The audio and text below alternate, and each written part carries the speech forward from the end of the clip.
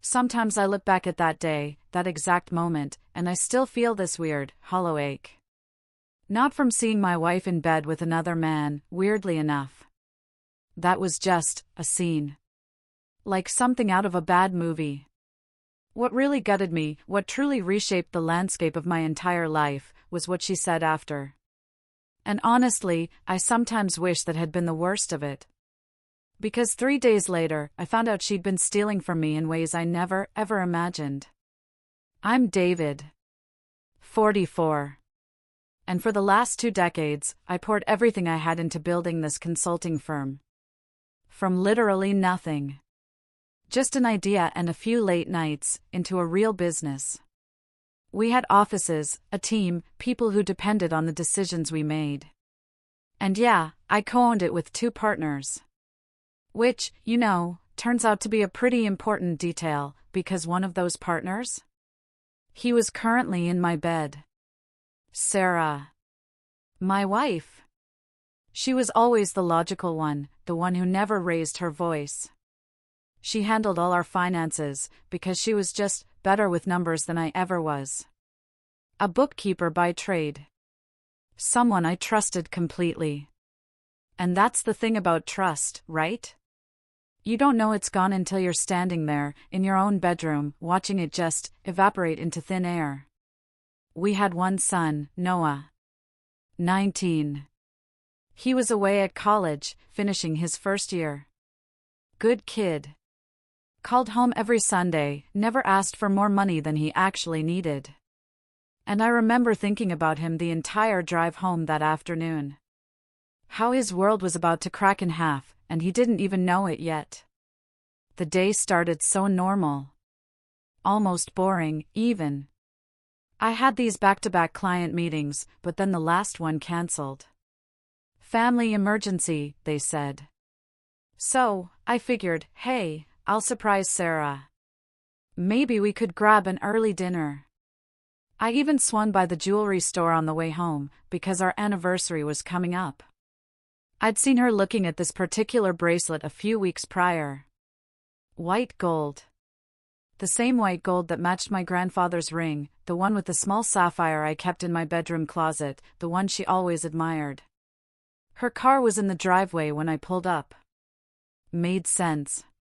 She worked from home most days. But something felt off. You know that feeling? Like walking into a room and knowing someone was just talking about you, even though no one's there? The house was too quiet. Not the peaceful kind of quiet. More like the holding its breath kind. I just stood in the foyer for a second, listening. Telling myself I was being paranoid. Work stress, David. Just imagining things. Then I heard it. Voices. Upstairs. Muffled, but definitely there. And my brain, it immediately started making excuses. Work call. TV on. Anything. Anything but what my gut was screaming at me. I went up the stairs slowly. Each step felt like I was walking toward the edge of something I couldn't come back from. And I remember thinking about Noah again. That if I just turned around right now, if I just left, I could keep his life intact. Keep pretending everything was fine. The bedroom door was barely closed. Just cracked open enough that I could hear everything clearly now. And I stood there. Like an idiot. My hand on the doorknob, frozen. Because once I opened it, there was no going back to the life I had 20 minutes ago. I opened it anyway. Sarah was there, obviously. And so was Michael. My business partner of 8 years. The guy I'd trusted with half my company. The guy who'd been to our house for dinner probably 50 times. And the look on his face? Pure panic. Like a kid caught shoplifting. But Sarah? She just looked annoyed. Not guilty. Not sorry. Just irritated, like I'd interrupted something important. And she actually said, "You're early." Like I was the one who had done something wrong. Like I should have called ahead before coming to my own house. Michael scrambled, grabbed his clothes, and just bolted past me without a word. Nearly knocked me over on his way out. But I wasn't watching him. I was watching Sarah.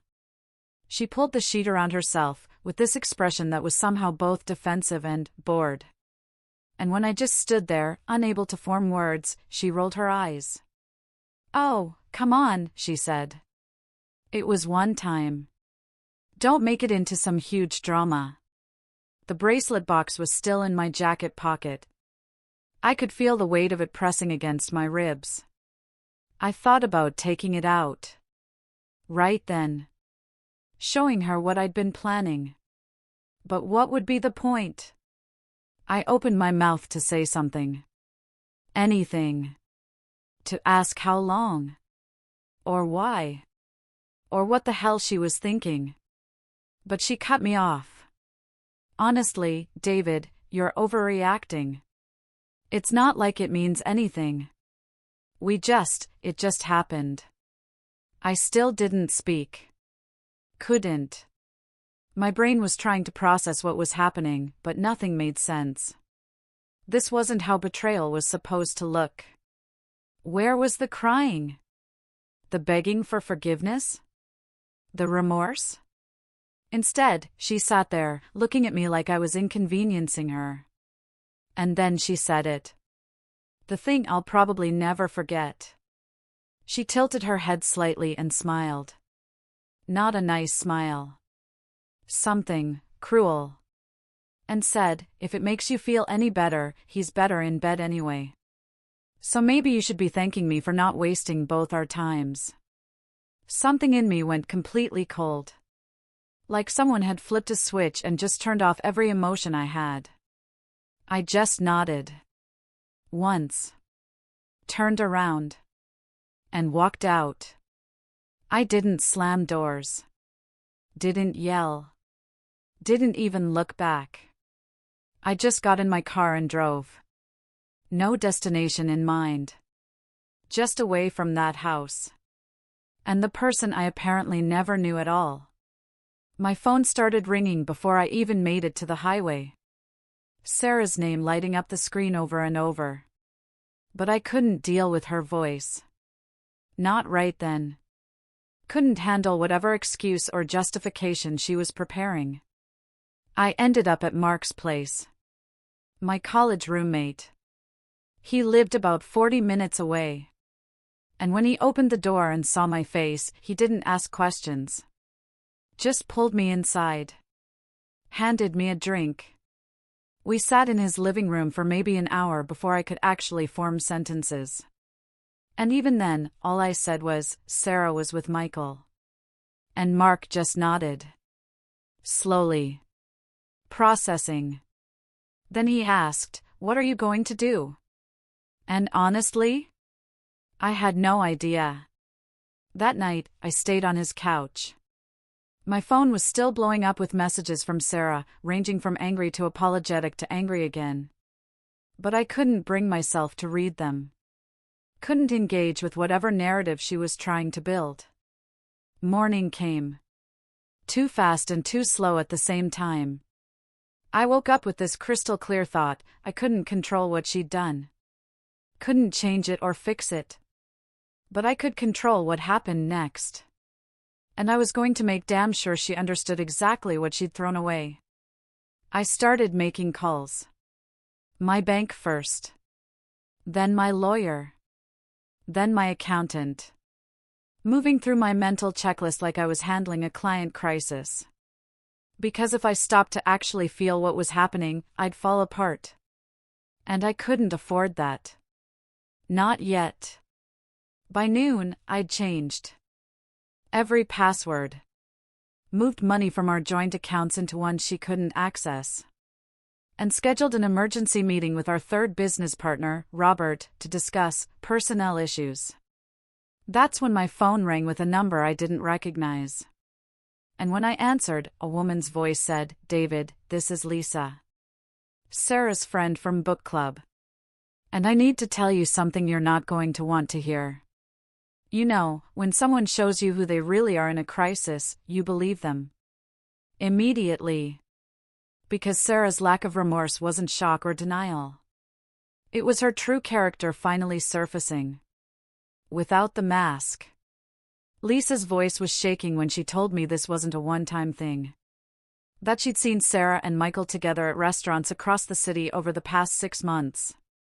Acting like a couple. Holding hands. The whole thing. And she'd kept quiet because she didn't want to get involved. But when Sarah called her that morning, crying about how I'd abandoned her, Lisa just couldn't take the manipulation anymore. She decided I deserved the truth. I thanked her, hung up, and just sat there in Mark's kitchen, staring at my coffee. Trying to process that this wasn't some drunken mistake or a moment of weakness. This was deliberate. Calculated. Months of lying to my face while I worked 60-hour weeks to keep our business running and our life comfortable. The financial stuff? That was easier to handle than the emotional stuff. So that's where I focused. I logged into every account we shared and started documenting everything. And that's when I noticed the charges. Hotels in the city on days Sarah said she was visiting her sister. Dinners at expensive places I'd never been to. A jewelry purchase from last month for $800 that I definitely didn't make. I transferred exactly half of our joint savings into a new account. Not a penny more, because I wasn't trying to screw her over. I was protecting myself. And then I removed her as an authorized user on my credit cards. Changed the passwords on our streaming services, our cloud storage. Everything. My phone kept buzzing with messages from Sarah. The tone shifted every few hours. First, it was anger, demanding I come home so we could talk like adults. Then it shifted to minimizing, saying I was being dramatic and that couples work through rough patches. Then she pulled out the guilt card, asking if I was really going to throw away 2 decades over one mistake. And finally, around midnight, she sent a long message about how I was committing financial mistreatment by cutting off her access to money. That one actually made me laugh. A bitter sound that surprised me. Because she was the one who'd been spending our money on hotels with my business partner. But somehow, I was the bad guy for stopping it. Noah called the next morning. His voice tight with confusion. Wanting to know what was going on, because his mom was freaking out and wouldn't tell him anything except that I'd left.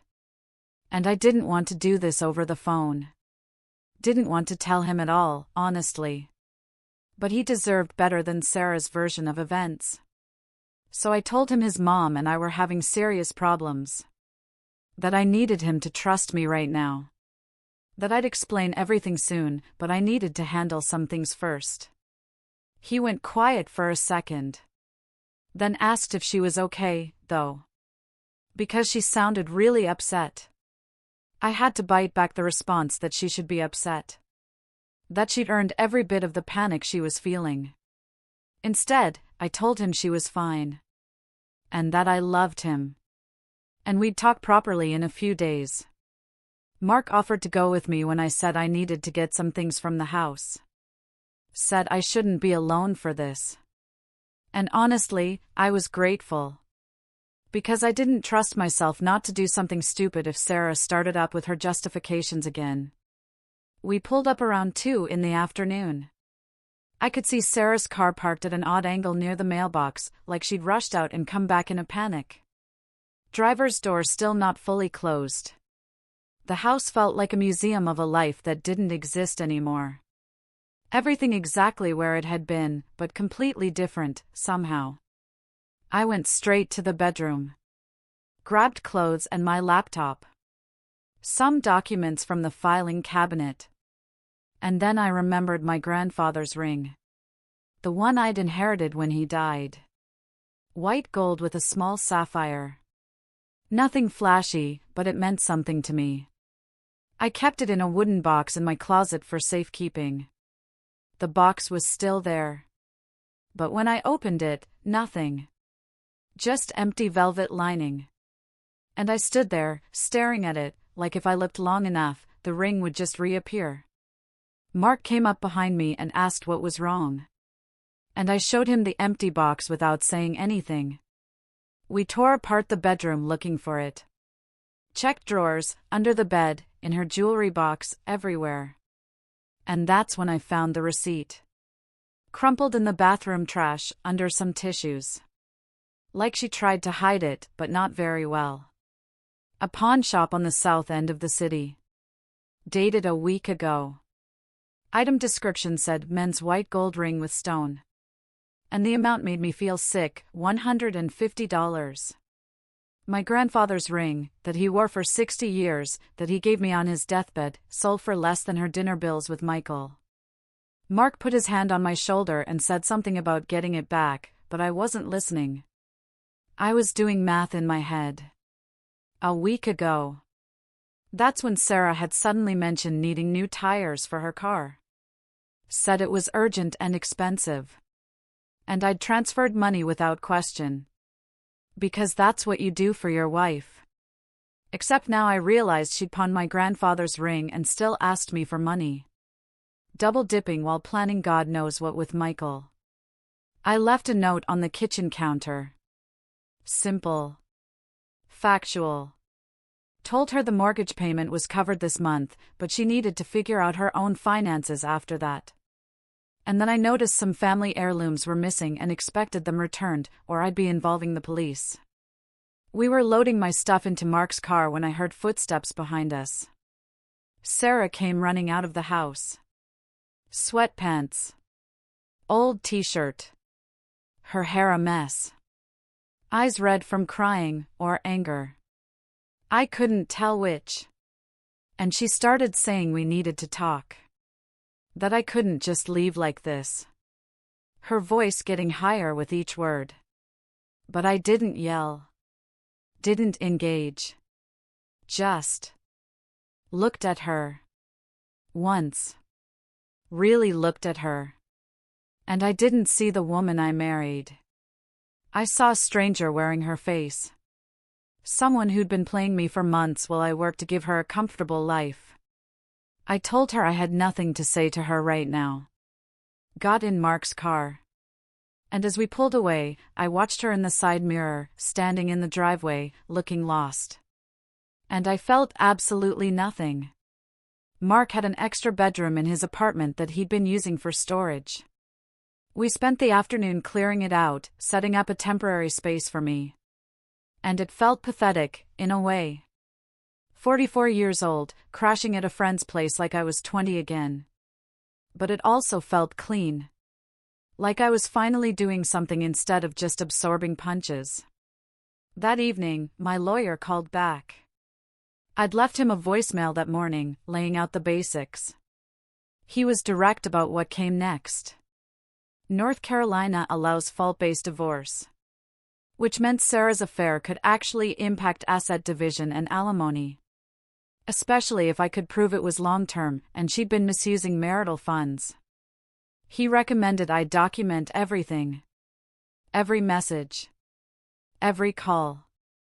Every financial transaction that seemed off. I spent the next few hours going through bank statements from the past year. Highlighting charges that didn't make sense. Hotels. Restaurants. That jewelry purchase. And a pattern emerged that made me feel stupid for not seeing it sooner. Every other Thursday, there was a hotel charge. Like clockwork. Which meant this wasn't spontaneous passion. This was scheduled. They had a standing appointment to destroy my life, while I was working late those same Thursdays to close deals and keep the business growing. My phone buzzed around 9 that night with a message from a number I didn't recognize. When I opened it, my stomach dropped. The text said she was Emily, Michael's wife. And that we needed to talk. Emily and I met at a coffee shop the next morning. Neutral territory. I spotted her immediately because she looked exactly how I felt. Exhausted. Angry. Trying to hold it together in public.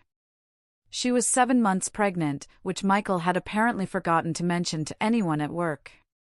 Seeing her there, her hands wrapped around a decaf latte, made the whole thing feel even more disgusting.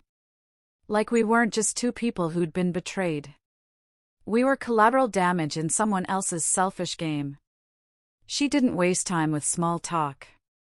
Just slid her phone across the table, showing me text messages between her and Michael from the past week. Him telling her he was working late. That he had client dinners.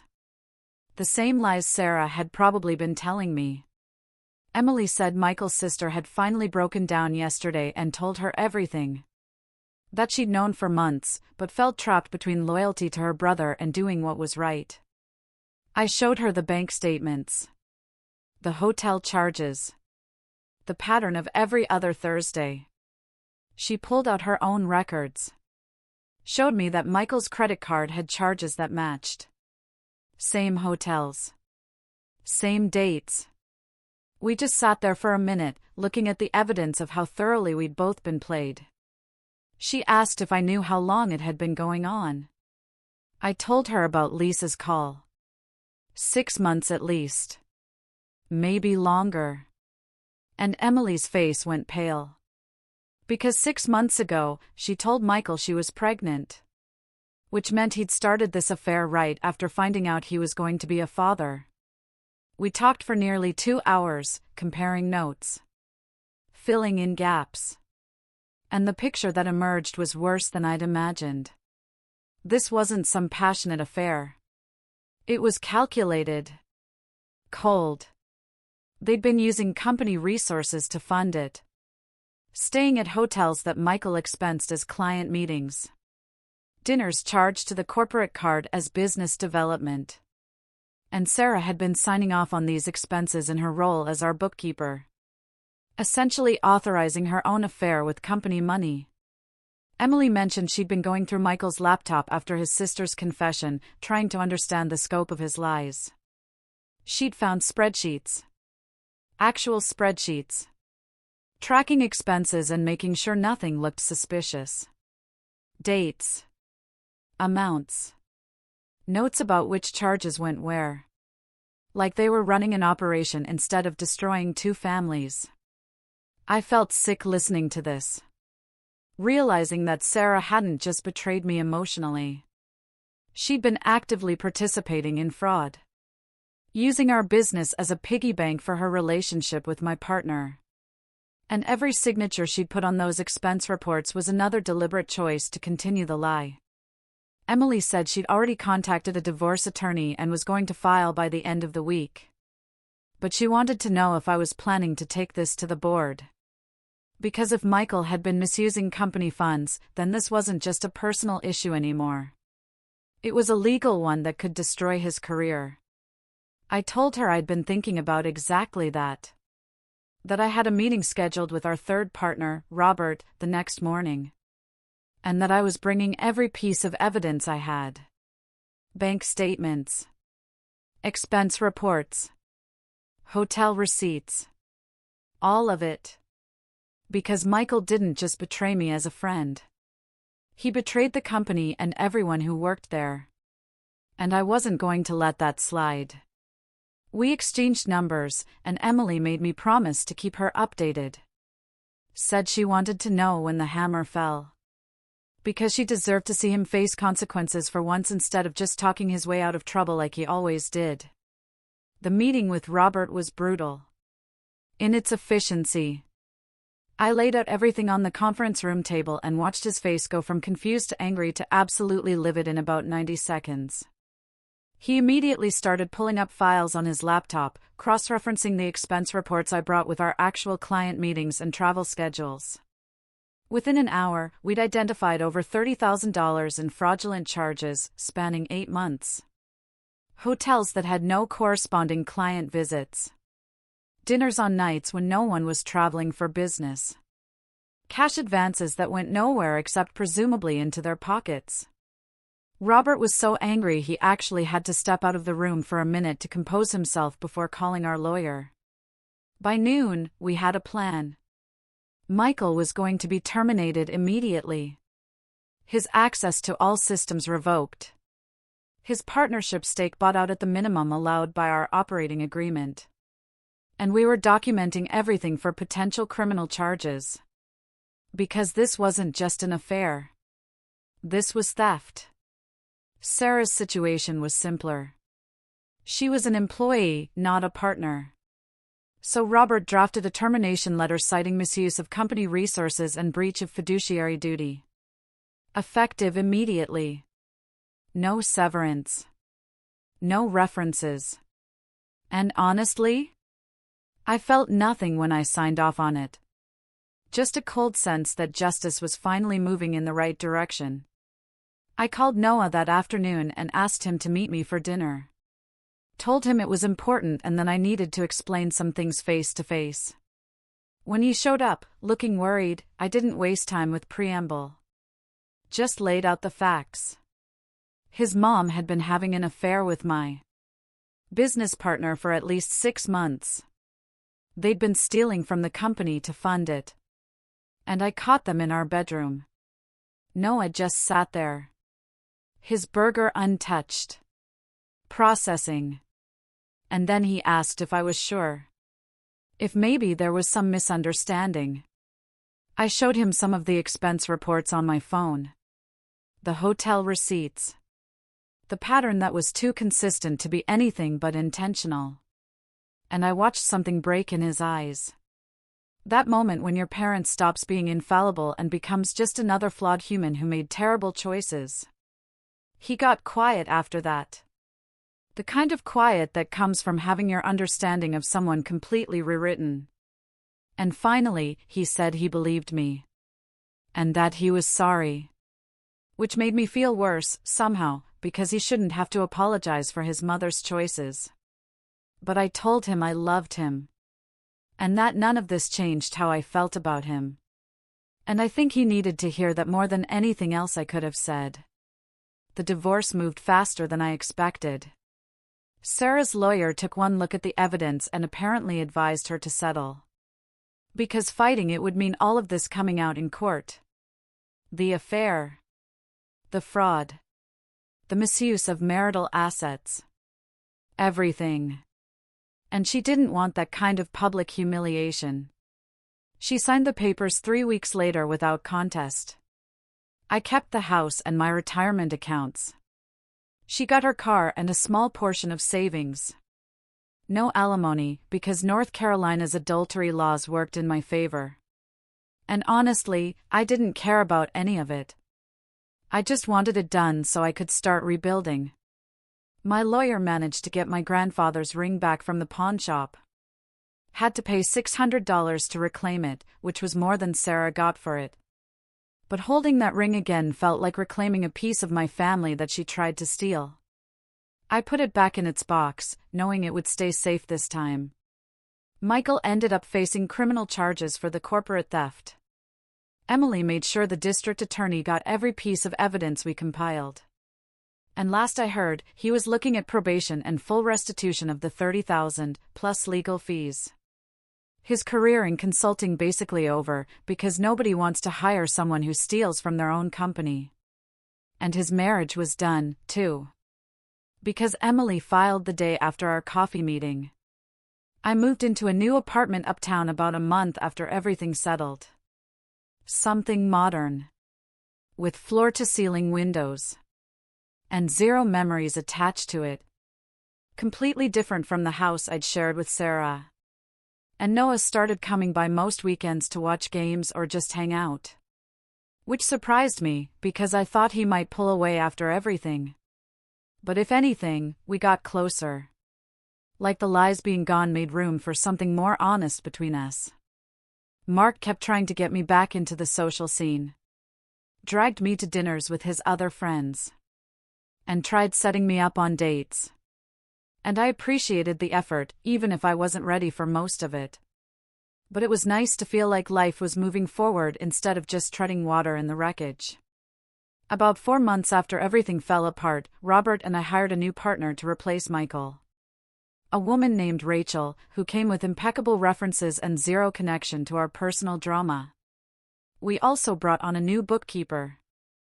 Someone from outside our network who underwent a background check that would have made the FBI proud. The business recovered faster than I expected. Turned out that losing a partner who was actively stealing from us actually improved our profit margins. And our team seemed relieved to have the tension gone, even if they didn't know all the details. I started taking photography classes on weekends. Something I'd always wanted to do but never had time for. And there was something therapeutic about learning to see the world through a lens. Focusing on composition and light instead of betrayal and fraud. Noah brought his girlfriend to meet me around month 5. A smart pre-med student who made him laugh. And watching them together reminded me that not all relationships were built on lies. That some people actually chose honesty and kindness. And maybe someday I'd find that again. But for now, I was okay just being his dad and figuring out who I was outside of being someone's husband. 6 months after opening that bedroom door, I was doing okay. Not great. But genuinely okay. The kind of okay that comes from surviving something you didn't think you could survive. And realizing you're stronger than you gave yourself credit for. The business was stable. My relationship with Noah was better than it had been in years. And I'd stopped checking my phone every morning expecting some new disaster from Sarah, who'd apparently moved 2 states away to start over somewhere nobody knew her story. I still thought about that moment sometimes, standing in my bedroom doorway, watching my entire life rearrange itself in an instant. But mostly I thought about what came after. The choices I made when everything fell apart. The people like Mark and Emily and Robert who showed up when it mattered. And yeah, the betrayal didn't destroy me. It just burned away everything that wasn't real. And left me with something harder and more honest. And I guess that's not the worst way to start over. If you were in my position, would you have handled the financial side first, like I did, or would emotions have taken over?